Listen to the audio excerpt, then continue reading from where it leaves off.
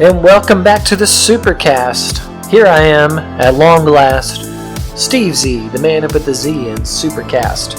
And I am the Superfosh, the man who put the super in SuperCaZt. And welcome back, buddy. We missed you last week.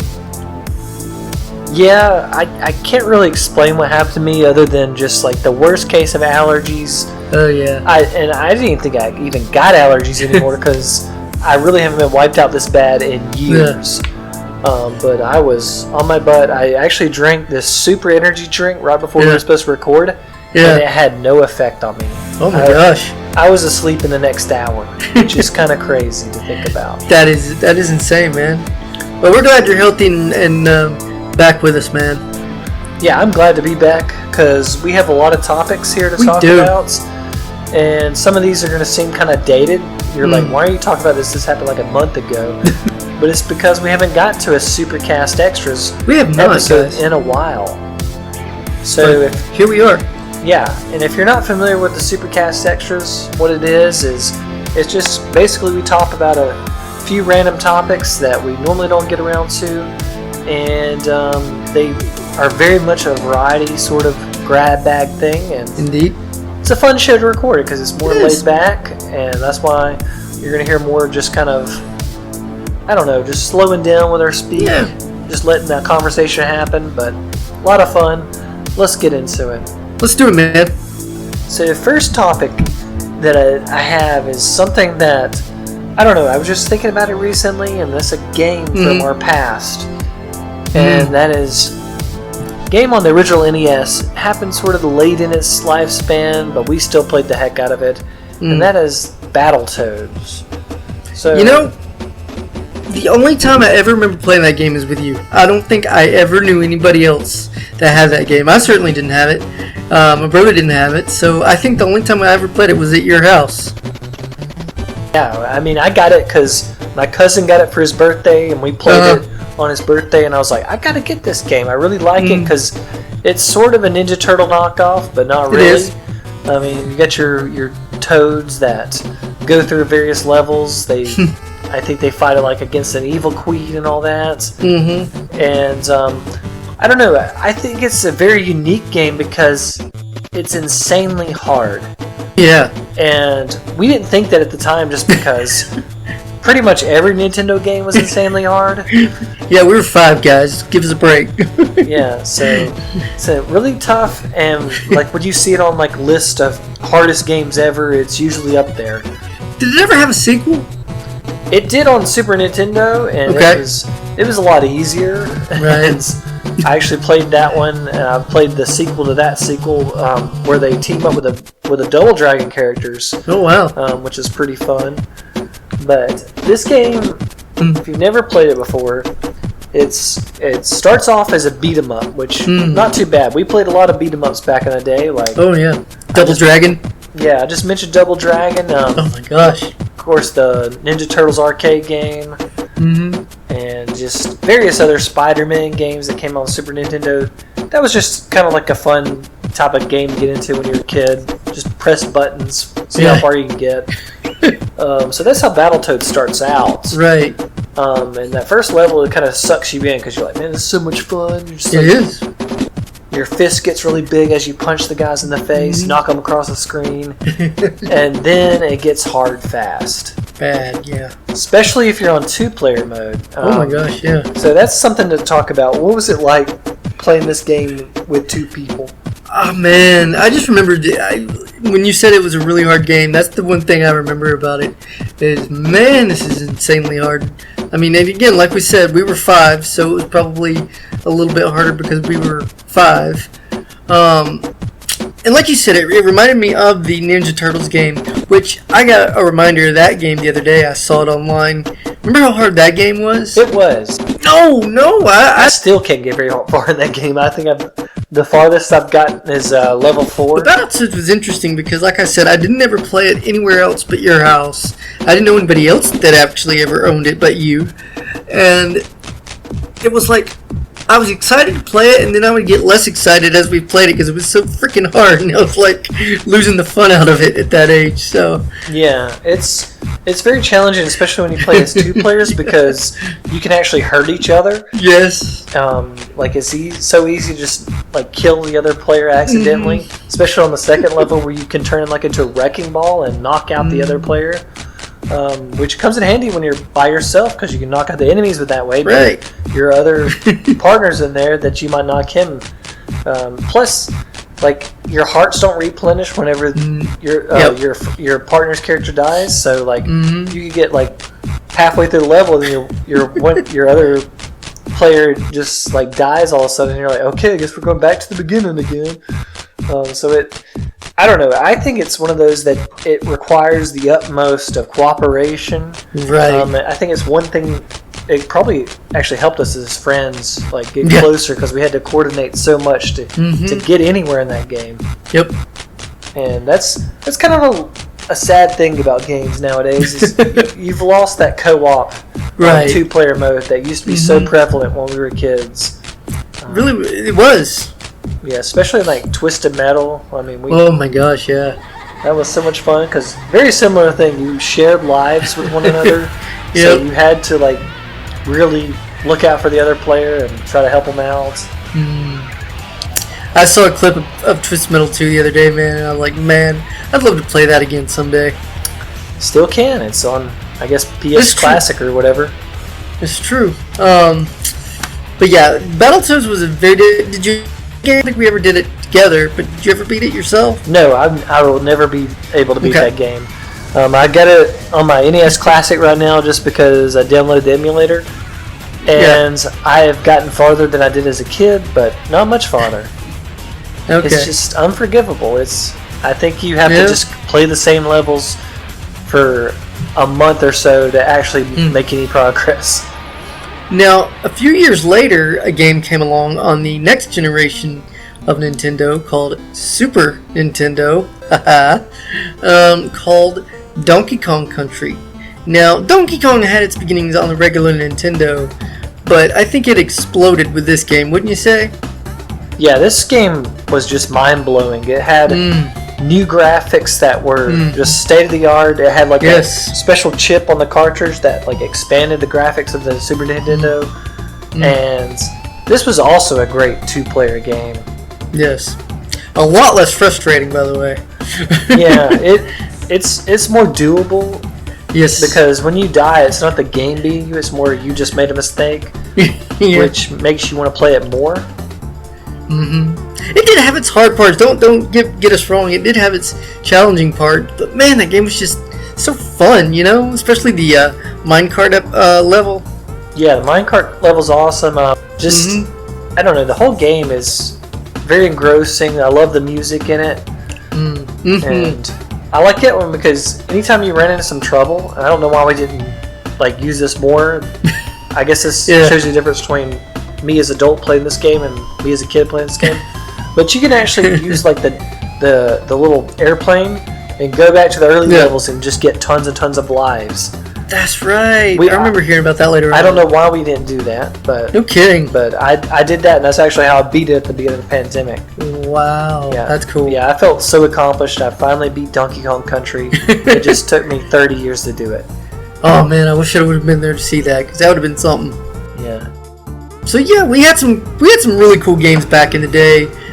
Some frustrating, like Battletoads and the Ninja Turtles game. There was another game. I don't know if we've talked about it on SuperCaZt Extra or not, but I'm going to go ahead and mention it now. And that is Batman Forever on my Game Gear. It might be the most impossible game I've ever played my entire life, because you couldn't get through the first level. Remember that? Yeah, I don't know if the game was broken or we just needed some like cheat codes or some sort of walkthrough or something. And this was pre-internet. Like, I don't think the internet even existed at this point. So it wasn't like you could just get online and go, how do you beat Batman Forever on Game Gear first level? Because I had everybody try it. I remember you tried it. I tried it countless times.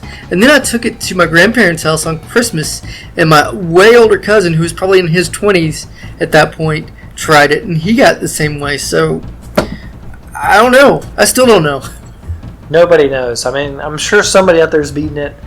Yeah, and that's going to frustrate me if I find out why, because it's probably something we all just overlooked or something, I guess. Yeah. I knew the one on Super Nintendo was very cryptic as well. And if I didn't get the walkthrough, or the little book, the little strategy guide, there's no way I would have gotten past the first level in that one. But luckily, I got that for Christmas with the game. Otherwise, I would have just been up the creek without a paddle.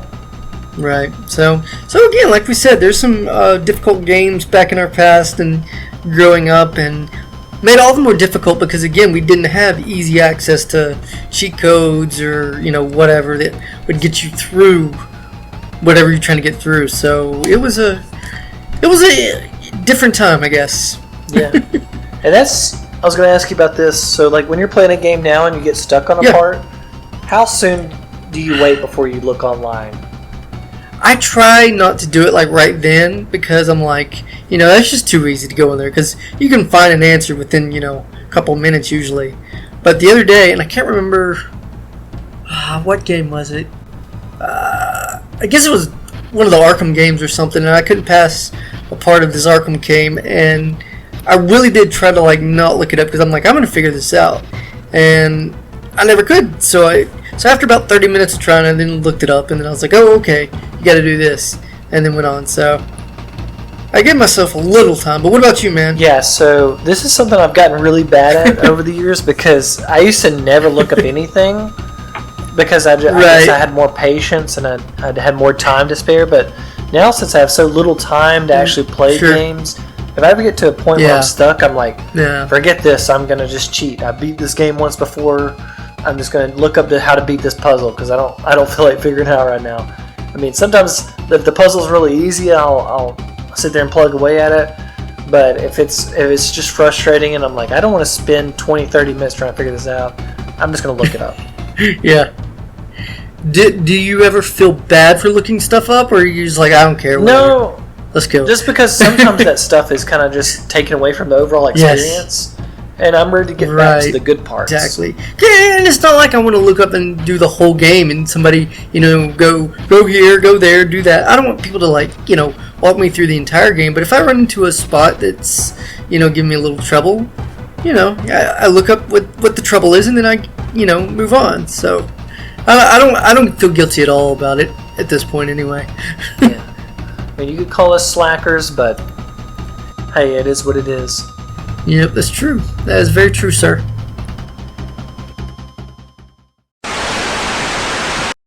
Nice opinion. Just one tiny problem with it. Inspecting your post, it looks like your opinion is different from mine. Let me tell you something. I am the baseline for opinions. Any opinion I hold is objectively correct, and as a result, any other opinions are wrong. Guess what? You happen to hold a wrong one. I hope you know that your opinion is now illegal. I have contacted the FBI, the CIA, the NSA, the Navy SEALs, Secret Service, and your mom. You'll be sorry you ever shared your opinions. By the time you're reading this, you'll be done for. Nature will punish you. Humanity will punish you. Supernatural beings will punish you. Space will punish you. We decided, just to make sure, we'll nuke your house from orbit, so there's no chance you can run away. Everyone will know you will die. It's a small price to pay to remove your wrong opinion from this world. And now for something completely different.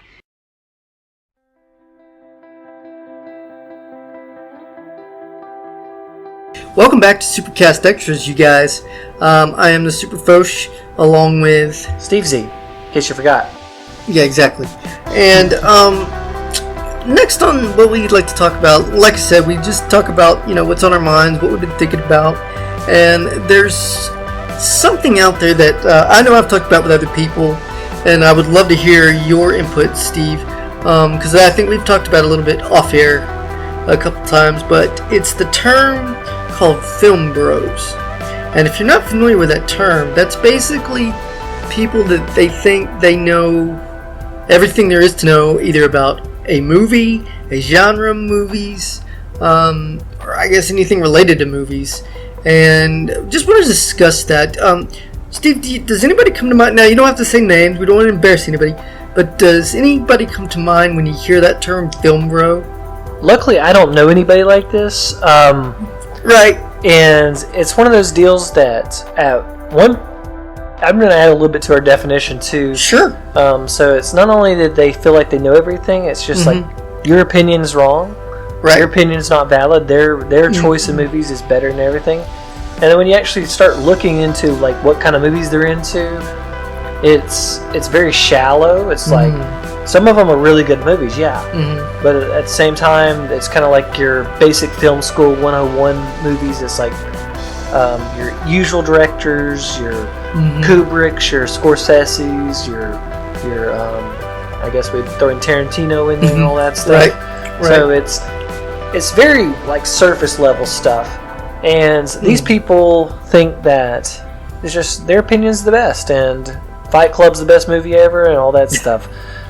So and I think it also has a bad connotation to it, because a lot of times people put it on like the movie has to be about a male protagonist that's dark and just very challenging movie, and sometimes they are, and but I don't know anybody like this. I run across people like this on internet sometimes, right? But luckily I don't know anybody that's sort of like this. Well, here's the thing with that, because if you've listened to our show, we've talked about several different types of movies. We try to broaden our tastes, I guess, pretty far, because the last thing we do ever want to be considered is film bros, because we just don't consider ourselves like that. I feel like we have between us, we have a pretty good, healthy appetite for all kinds of movies. And if you've listened to our show since the beginning, we've gone, from superheroes to musicals and everything in between. And again, that's not to say that we know everything about all this. That's what we enjoy. And I think that's what these film bros take away from movies, is the joy part, and just loving stuff. And you can apply this to video games. You can apply this to almost any media out there, where people think if you don't watch this kind of movie or you don't play this kind of game, you can't call yourself a real gamer, which I think is the stupidest thing in the world. And there's a lot of movies out there that people really like, that's really popular, that I can't stand. But I'm not going to sit here and go, oh, if you like Twilight, you're not a real film fan or anything like that. No, they just like Twilight, and that's how it should be. You know what I mean? So it's something we really wanted to establish when we started our show, the SuperCaZt, that we're fans of films, and we invite others' opinions. We don't say that our opinions are the only ones that matter. We really try hard to, because I think people confuse that with people that have shows like this. They're like, oh, they just think they know everything.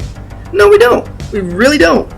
So it's one of those things that just gripes me to no end that people act like this. I mean, I know because of the internet, that's given them a great amount of power to people that probably shouldn't have it, to make their opinions feel like they're the only ones that matter. But we do not subscribe to that whatsoever.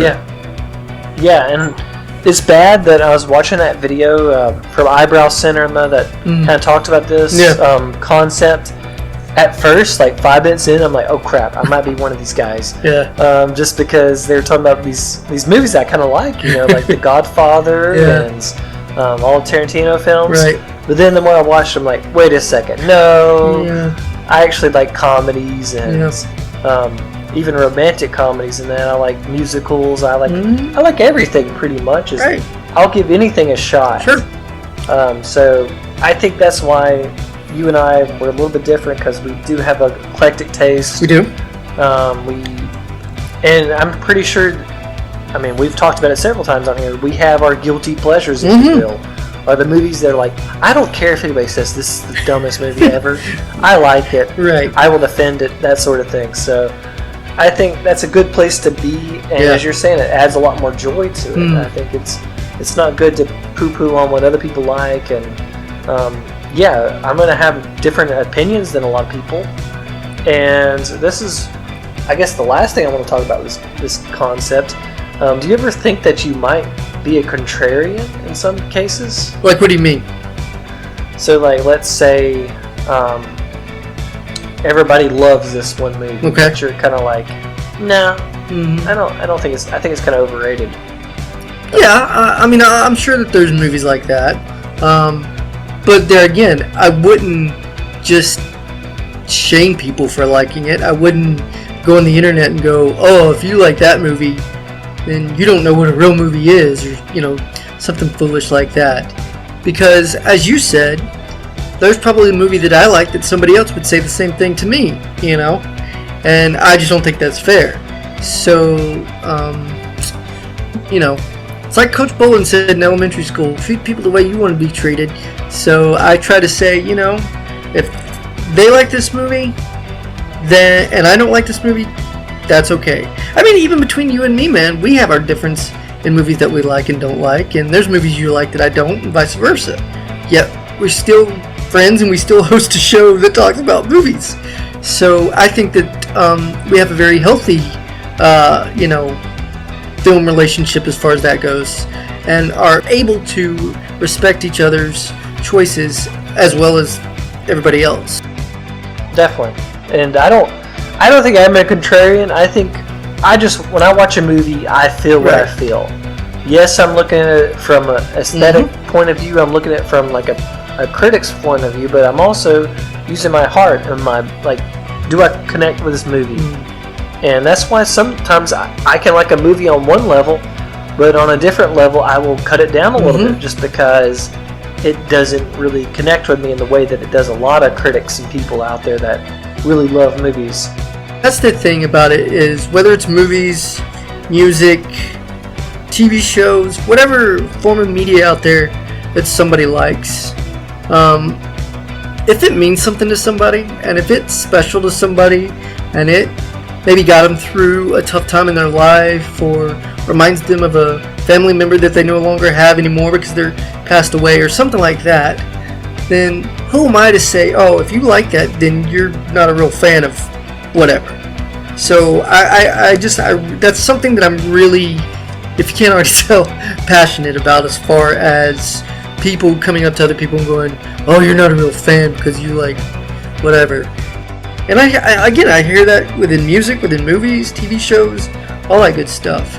And I think that's the one negative that the internet's given all of us, is these people that just can't respect other people's opinions. And I just have a really big problem with that. I agree, and I think it's very immature. I think, maybe when I was in high school or college, I was a lot more closed-minded. I didn't listen as much. I actually went through a phase of hey, if it's not progressive rock, if it doesn't have a really long intro, it's not good music. So I've grown out of that, and like you're saying, we are very open-minded, and I think one thing we try to do on the show is we're trying to be authentic. We will never give you, we're not going to go with the crowd. We're not going to just like everything because everybody likes it, or hate it because everybody hates it. We're just going to give our opinions, and that's that. That's it. So, I couldn't have said it better myself, my friend.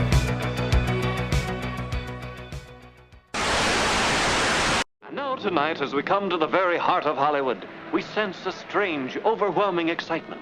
A fever that grips thousands and is caused by one person and one person alone. Who is this one person that all Hollywood looks to? What is the name of this most influential and sought-after personality in the cinema capital?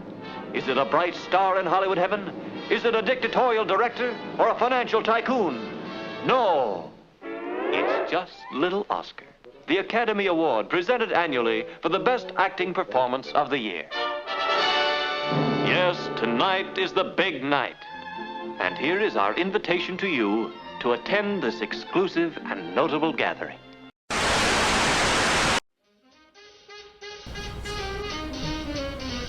And speaking of authentic, or I guess the opposite of authentic, last topic I want to talk about here on Extras today is the Oscars. Oh boy. Dun dun dun. So, at one point in my life, I held the Oscars as it's a standard. It's like, this movie's an Oscar winner. That means something. That means it's a good film. Or, it's a great director. They've won this many Oscars. It's a great actor. They got nominated. Yeah.